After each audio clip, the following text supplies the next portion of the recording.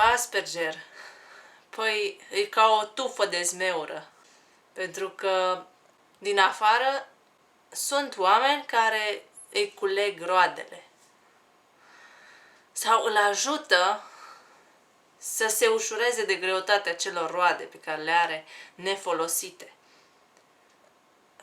În timp ce alți oameni dau la o parte o crenguță, o tufă și se duc și către interior să vadă ce e acolo.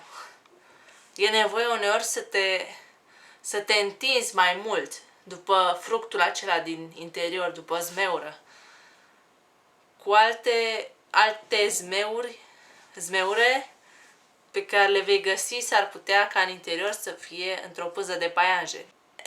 Asta arată un talent al omului cu Asperger care a fost cumva înghețat pentru că nu a fost folosit. Este necesar să ne întindem mai mult, să observăm mai mult, din mai multe unghiuri, tufa cu zmeură, să dăm la o parte, ușor, crenguță cu crenguță, pe care a crescut tufa și să ne dăm seama că sunt roade care sunt mai sus și asta arată lucruri pe care le știe mai bine decât noi, dar sunt și lucruri pe care le are mai jos roade, acel om cu Asperger, și alea vor fi mai greu poate de accesat de către el, cum ar veni skills-urile sociale, abilitățile de comunicare, menținerea relațiilor cu ceilalți și alte lucruri referitoare la partea aceasta. Este necesar să observăm. De pildă, mie nu prea mi s-a recomandat să fac teatru sau să vorbesc. Mi se spunea că sunt un om timid și că nu mi se potrivește partea asta de locuri unde se vorbește mult. Ei, eu vreau să spun că am avut această nevoie interioară de a mă autodepăși prin prisma faptului că aveam un anumit model.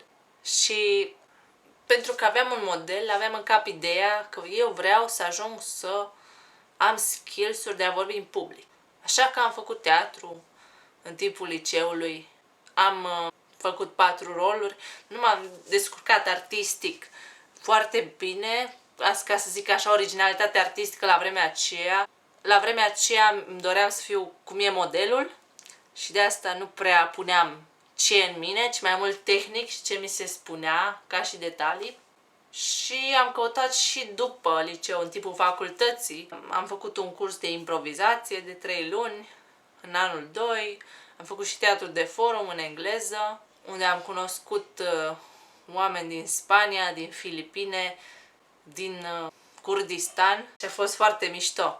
Ce vreau să vă spun cu povestea tufei de zmeură e: nu vă lăsați păcăliți de tufele care ascund, care vă opresc din a vedea și ce e în interior, poate o calitate pe care nu ați observat-o, poate ceva pe care nu ați sesizat-o la omul acela. Și e necesar să observăm,